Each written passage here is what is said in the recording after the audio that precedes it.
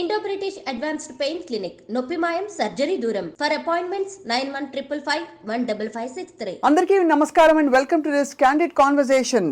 మార్చి 8 అంతర్జాతీయ మహిళా దినోత్సవం జరుపుకుంటూ ఉంటాం. ఏదో 100 ఏళ్లకు పైగా పూర్వం అనమాట.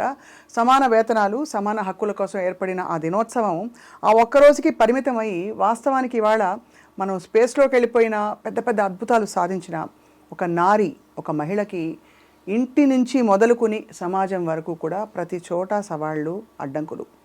ఇలాంటి ఒక బ్యూటిఫుల్ సందేశంతో, ఒక థీమ్తో నిర్మించిన ఫిల్మ్ ఏది అంటే నారి.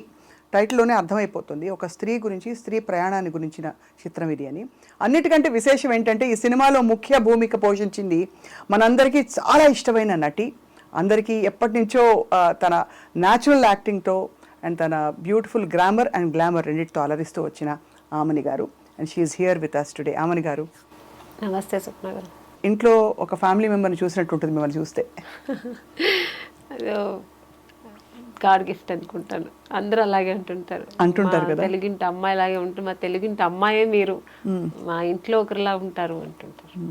నేను చాలా బరువైన ఇంట్రొడక్షన్ ఇచ్చాను, కానీ యాక్చువల్లీ నారి అనే చిత్రంలో మీరు ఒక నారి టైటిల్ రోల్ ప్లే చేయడం మీకు ఎలా అనిపించింది? చాలా గర్వంగా ఉంది, అట్ టైం చాలా సంతోషంగా ఉంది. ఇంత మళ్ళీ చాలా నా కెరీర్లో చాలా మంచి మంచి క్యారెక్టర్స్ చేశాను. సో ఈ మధ్యన నేను ఇలా చేయలేదు, ఇలాంటి క్యారెక్టర్స్ చేస్తున్నాను, కానీ ఇంత ఒక వెయిట్ అన్న క్యారెక్టర్ చేయలేదు. అంటే చాలా సొసైటీలో రేపు సినిమా రిలీజ్ అయితే నా మీద ఒక మంచి ఇంపాక్ట్ ఉంటుంది ఈ సినిమా వల్ల. సో అంత మంచి క్యారెక్టర్. మీరు ఎప్పుడు మిమ్మల్ని చూసినా మిస్టర్ పెళ్ళాం గుర్తొస్తుంది, కాబట్టి మిస్టర్ పెళ్ళాం నుంచి నారీ దాకా ఎలా ఉంది మీ జీవితం? అక్కడ Mister Pellam is again a woman centric role, ఇక్కడ మళ్ళీ నారీ అనేది ఇంకొక షేడ్ చూపించే ఒక ఇది. సో అప్పట్లో చేసిన అన్ని సినిమాలు మావి చిగురు, శుభలగ్నం, శుభ సంకల్పం, మిస్టర్ పెళ్ళాం, ఇలాంటి ఏదైనా హీరోయిన్ ఓరియంటెడ్ మూవీస్ సేమ్ అలాంటిదే. కానీ మీరు చెప్పినట్టు షేడ్ అది కాదు, ఇదొక different character, different shade, different ఒక చెప్పాలి ఒక రెవల్యూషన్. మనకు సొసైటీగా చాలా అవసరమైన ఇప్పుడు నడుస్తున్న దుర్మార్గం చాలా పోతుంది కదా ఇక్కడ, ఇప్పుడు మనకు సమాజంలో జరుగుతుంది. సో దాన్ని ఎదిరించి అలాంటి ఒక మంచి మెసేజ్ ఉన్న క్యారెక్టర్. ఇప్పుడు దుర్మార్గం అన్నారు కదా ఆమెని గారు, ఎక్కడెక్కడ దుర్మార్గం కనిపిస్తుంది? మామూలుగా చాలా మనకి బయటికి వచ్చే పెద్ద పెద్ద నేరాలు ఏవైతే ఉంటాయో కనీసం వాటి గురించి చర్చించుకుంటారు మన న్యూస్ రూమ్స్లోనో లేకపోతే ఉమెన్ ఆర్గనైజేషన్స్ వాళ్ళు. కానీ మధ్యలో జరిగే దుర్మార్గం ఉంటుంది, అడుగడుగునా ముట్టిగా పడ్డం, ఇది వేసుకోవద్దు, అది తినద్దు, అది చేయొద్దు, ఇది చేయొద్దు అనే ఆంక్షలు మొదలుకొని ఇలాంటి దుర్మార్గాలు. మీ అభిప్రాయం, మీ ఎక్స్పీరియన్స్ ఏంటి? అసలు దుర్మార్గాలు ఉన్నాయంట? అవును, దుర్మార్గమే కదా. ఒక స్త్రీకి ఒక ఫ్రీడమ్ లేదు, ఇది వేసుకోవద్దు, మీరు చెప్పినట్టు అది చేయొద్దు, ఇలా చేయొద్దు, ఇలా పట్టకూడదు. బయటికి వెళ్తే ఒక ఎప్పుడు మన సొసైటీలో మనం ఉన్న ఈ చుట్టుపక్కల అన్నిట్లు ఒక ఆడది ఒక 10 తర్వాత వెళ్ళడానికి భయం వేస్తుంది. ఎందుకు? ఇప్పుడైతే 8 తర్వాత వెళ్ళడానికి భయం వేస్తుంది. సో ఆ ఫ్రీడమ్ లేదు. మనకు ఫ్రీడమ్ వచ్చినా ఆడదానికి ఒక స్వేచ్ఛ లేదు. మా సిటీలో మేము ఫ్రీగా తిరగగలము అని ఎక్కడ ఉన్న భయం. చిన్నపిల్లలు వదిలేసి వెళ్ళడానికి భయం. చిన్నపిల్లలు వాళ్ళు బయట కాసేపు ఆడుకుంటే అయ్యో ఏమైపోతుందో, ఎవరు ఏం చేస్తారు, గుడ్ టచ్, బ్యాడ్ టచ్, ఇవన్నీ చెప్పియాలి ఇప్పట్లోనే పిల్లలకి. మాకంతా ఆ ఏజ్లో మాకు తెలియదు, మేమంతా ఫ్రీగా పెరిగాం. ఈ పిల్లలకి ఇవన్నీ ఇప్పుడే నేర్పించాలి. సో ఇవన్నీ ఎందుకంటే సొసైటీలో జరుగుతున్న ఈ దుర్మార్గంకి కారణం. కరెక్టే, కానీ దానికి మూల కారణం పురుషుడు అంటారా? అంటే ఒక స్త్రీగా 100%. అదే కదా. అంటే పురుషుడు కూడా ఎలా అయిపోయాడంటే సిచ్యుయేషన్, ఇప్పుడు ఈ ఫోన్స్, యూట్యూబ్స్, ఇవన్నీ సోషల్ మీడియాలో ఇవన్నీ వచ్చిన తర్వాత ఎక్కువ అయిపోయింది. ఉండేది అప్పట్లో నుంచి ఉంది, ఇది 20% ఉండేది, 80% గుడ్ ఉండేది. ఇప్పుడు ఏమైంది, 80% ఇది ఎక్కువ అయిపోయి 20% మంచిగా ఉందండి. కానీ అదేమిటో ఆశ్చర్యం, మనకి అదే సెల్ ఫోన్ ఉంది, విమెన్కి అదే యూట్యూబ్ ఉంది, మనం ఏమి విచ్చలవిడిగా ఏం మారిపోలే.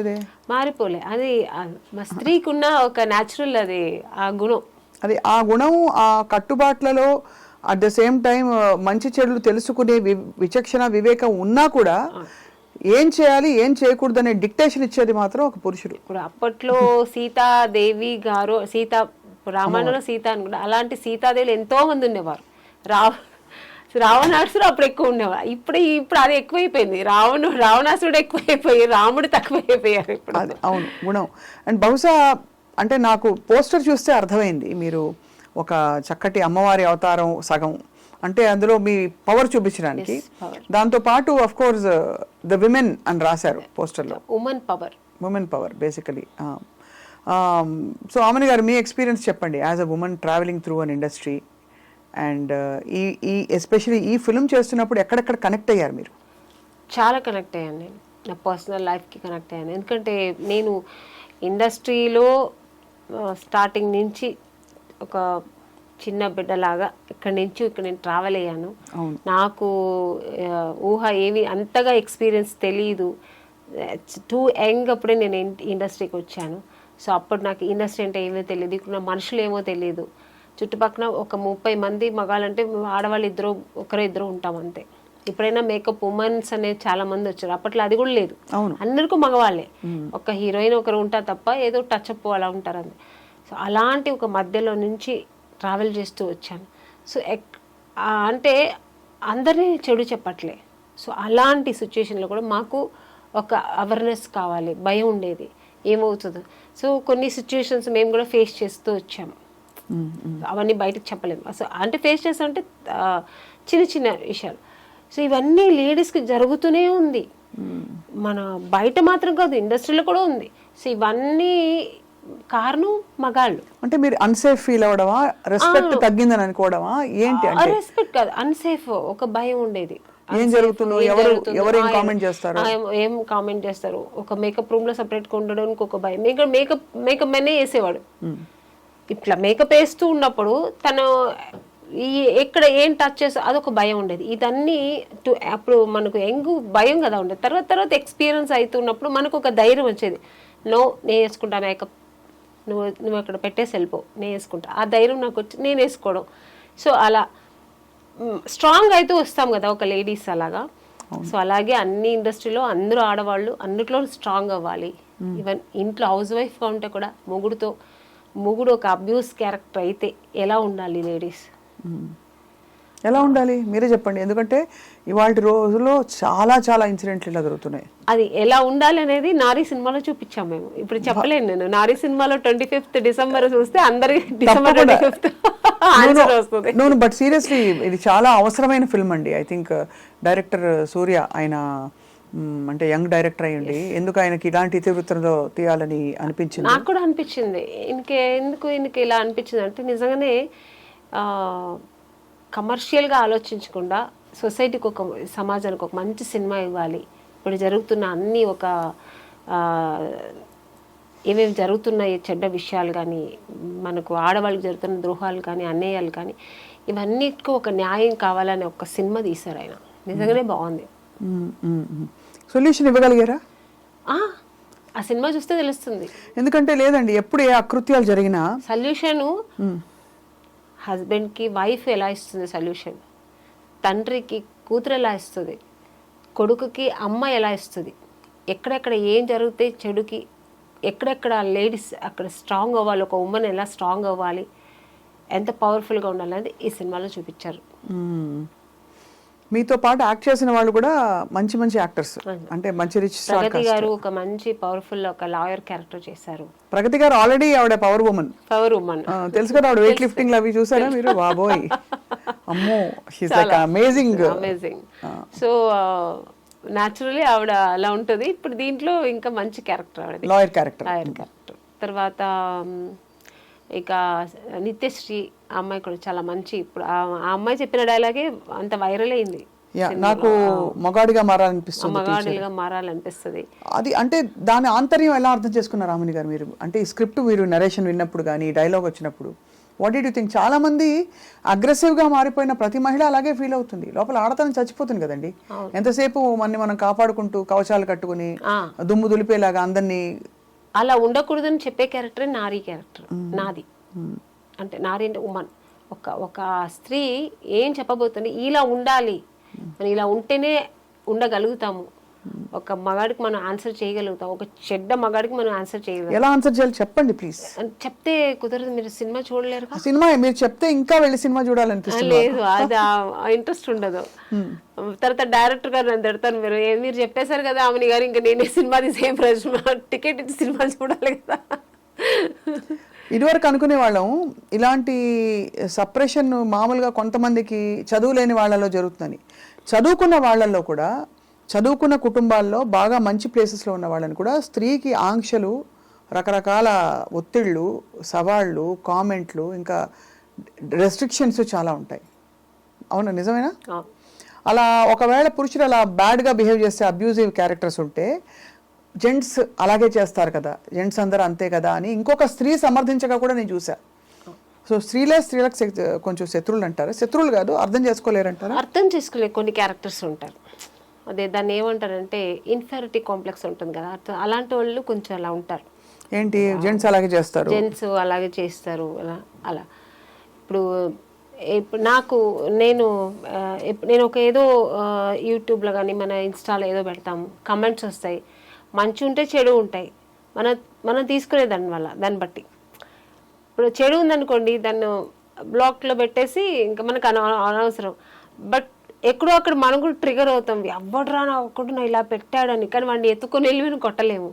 అవును, కానీ దాన్ని కూడా ఎలా చేయగలము అనేది మన ఈ సినిమాలో ఇది చాలా పెద్ద ఇష్యూ అండి. ఎంత ఒక శక్తిగా మారాలి ఒక స్త్రీ అనేది మాకు నారీ సినిమాలో డైరెక్టర్ గారు చాలా చక్కగా చూపించారు.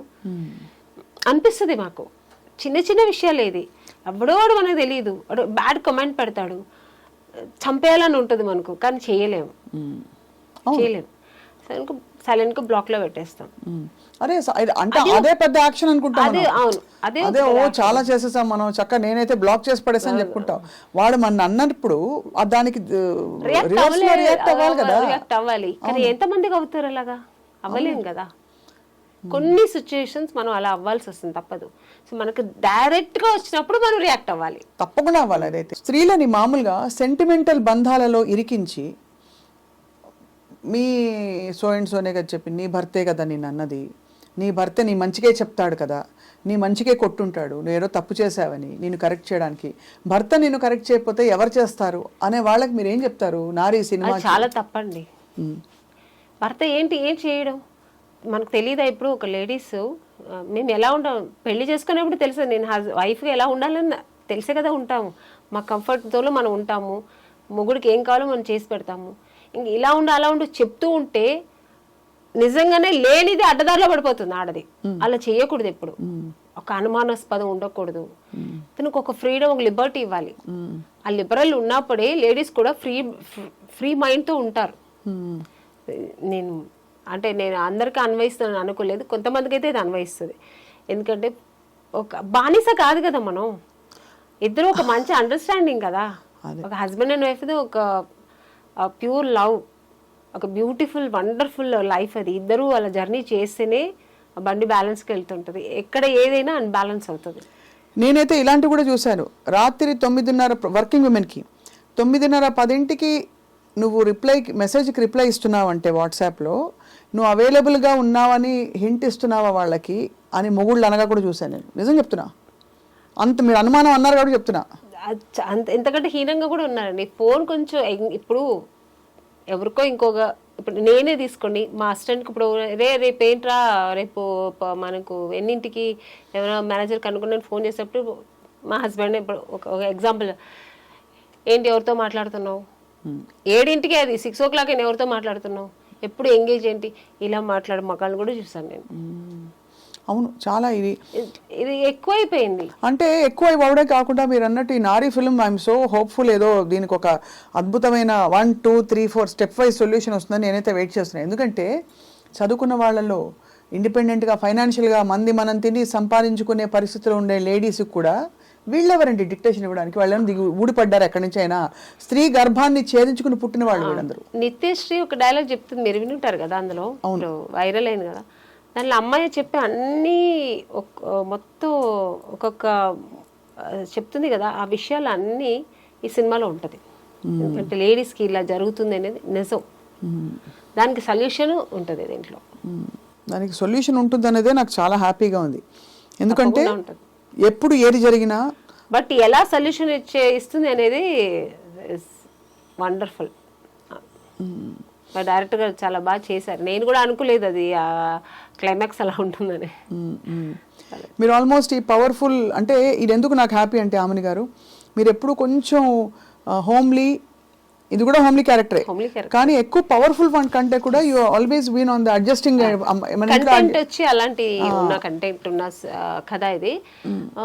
అలాగే కొడుకు పేరెంట్స్ ఉంటారు కదా, ఇప్పుడు ఒక తల్లి సింగిల్ పేరెంట్ కొడుకుని ఇలా పెంచాలి అలా పెంచాలి తను ఇలాగే ఉండాలి అనే ఒక మైండ్ సెట్తో ఒక థాట్తో చేసినప్పుడు ఆ కొడుకు ఎలా ఉంటాడు, ఎలా ఉండగలుగుతాడు, అమ్మకి ఎంత న్యాయం చేయగలుగుతాడు, ఎంత జస్టిఫై చేస్తాడు, చేయకపోతే ఆ అమ్మ ఏం చేస్తుంది, ఆ కొడుకు అలా చేసి చేయకపోతే అమ్మ ఏం జస్టిఫై ఇస్తుంది మళ్ళీ దానికి, ఇవన్నీ సినిమాలో ఉంటుంది. ఇప్పుడు ఒకటి ఆమెను గారు మీరు కొడుకు అన్నారు కాబట్టి మా దాదాపు 15 ఏళ్ల అబ్బాయిలు అక్కడి నుంచి వాళ్ళ ఐడియాస్ ఫామ్ అవుతూ ఉంటాయి. అసలు స్త్రీ ఏమిటి, ఆవిడని గౌరవించాలా లేకపోతే మన కోసం వర్క్ చేయడానికి ఉన్న ఒక స్త్రీయా, స్త్రీని కొట్టచ్చా కొట్టకూడదా, ఇంట్లో నాన్న అమ్మని కొడితే పిల్లలు అదే నేర్చుకుంటారు, నాన్న అమ్మ మీద దారుణంగా అరుస్తే పిల్లలు అదే నేర్చుకుంటారు. కాబట్టి అలా చూస్తే 15 ఏళ్ళ నుంచి దాదాపు ఒక 30 ఏళ్ల వయసు 35 ఏళ్ల వయసు వచ్చే వరకు అబ్బాయిల పెంపకం అంతా కూడా ఇన్ఫ్లుయెన్స్ అంతా ఇంటి నుంచి వస్తుంది. అప్పుడు హెల్ప్లెస్గా ఉండే అమ్మలు ఏం చేస్తారు అమ్మని గారు? అలా అంటారు కదా, ఇప్పుడు తల్లిగారు ఏ తల్లిగారు కొడుకు పిల్లలు చెడిపోవాలని పెంచరు, వాళ్ళకి అన్ని మంచి చెప్పి పెంచుతారు. బట్ సొసైటీలో వాళ్ళు నేర్చుకునేది చాలా ఉంటాయి కదా చెడు. ఇంట్లో మేము ఎంతవరకు చెప్పిస్తామో అంతవరకే వాళ్ళ మైండ్లో ఎక్కుతుంది.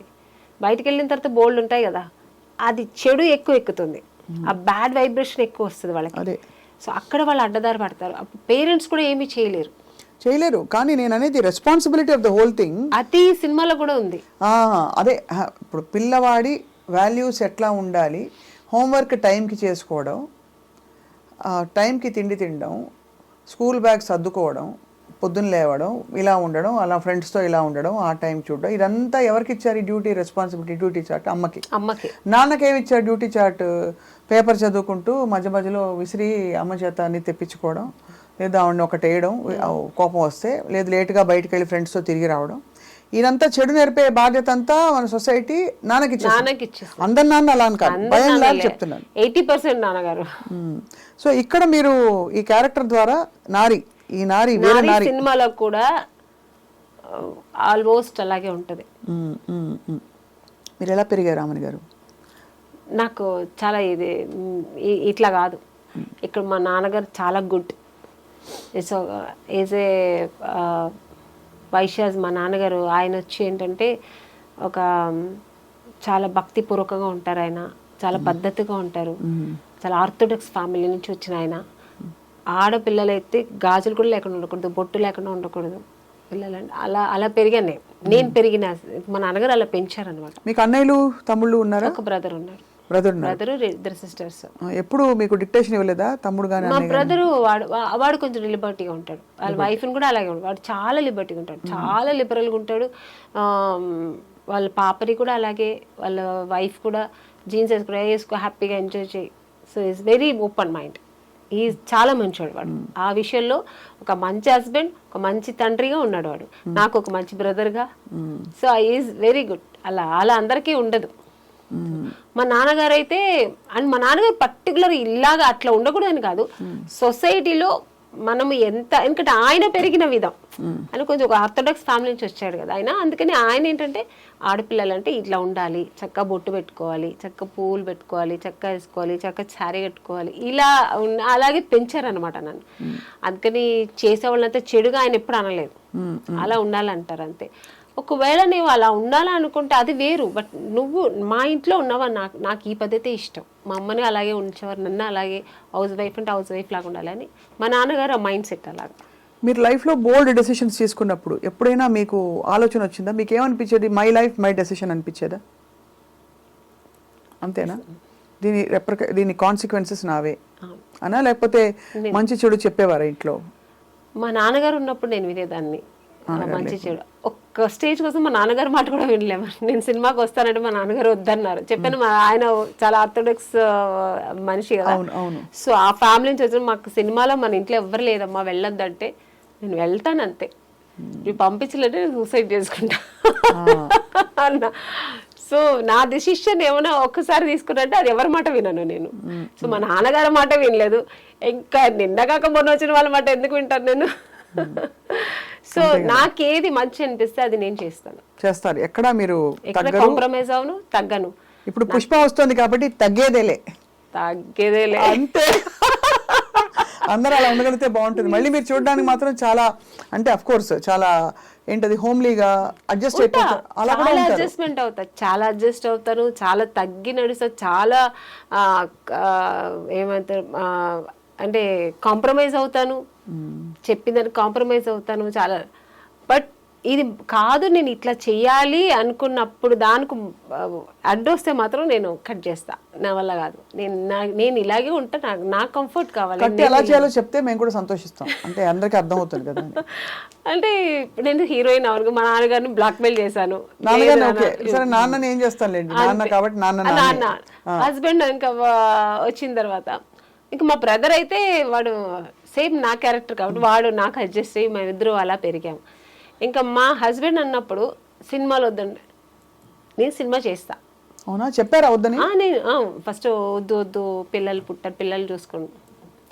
పెళ్ళైన తర్వాత విన్నాను, వద్దన్నా టైం తీసుకున్నా. ఇక్క మీద నేను మంచి క్యారెక్టర్లు వస్తాయి, హీరోయిన్ గా వదిలేసి వచ్చాను. ఇప్పుడు నేను చేస్తా, మంచి క్యారెక్టర్ రోల్స్ చేయాలి, మంచి క్యారెక్టర్స్ రోల్స్ చేయాలి. నా ప్యాషన్ ఇది, నేను చేస్తాను. వన్ బిగ్ ఛాలెంజ్ యామిని గారు, I mean all of us are in public profession. నేను పబ్లిక్, మీరు మన ప్రొఫెషన్లో మనం 10 మందితో మాట్లాడతాం ఎన్వైరన్మెంట్లో, అది దానిలో రెస్పెక్ట్ రావాలంటే ఒక ఉమెన్ ఏం చేయాలి ఇంట్లో, ఇంటి పట్టున? అంటే రెస్పెక్ట్ పోకుండా కామెంట్ చేసి మన ప్రొఫెషన్ని కించపరిచి బీలిటిల్ చేసే ఉంటాయి కదా సిచ్యువేషన్స్ అప్పుడప్పుడు. మగవాళ్ళకి సహజంగా ఉండే దుర్బుద్ధి అది. కాబట్టి సినిమా వాళ్ళని కానీ లేకపోతే మీడియా వాళ్ళని కానీ అలాంటి పరిస్థితుల్లో ఏం చేయాలంటారు మీ దృష్టిలో? మనం పట్టించుకోకూడదండి. ఇప్పుడు మేము సినిమాలో ఉన్నాం, తెలిసే కదా పెళ్లి చేసుకున్నాం. నాకు నార్మల్గా చెప్తున్నాను, హస్బెండే కదా అంటున్నారు మీరు. హస్బెండ్ అన్నప్పుడు తెలిసి పెళ్లి చేసుకున్నాడు, అడ్జస్ట్ అంటే తప్పు చేస్తానని నీకు అనిపిస్తే వదిలేసాయి, హ్యాపీ కదా. నువ్వు వేరు నేను వేరు, నా పని నేను చూస్తా, నీ పని నువ్వు చూసుకో. నన్ను అర్థం చేసుకొని అక్కడ ఎలా ఉంటే ఏంటి ఇండస్ట్రీ, మా ఆవిడ మంచి ఆవిడ, మా ఆవిడ గోల్డ్, మా ఆవిడ జెమ్, ఆవిడ నిన్ను నమ్మి పంపిస్తున్నా.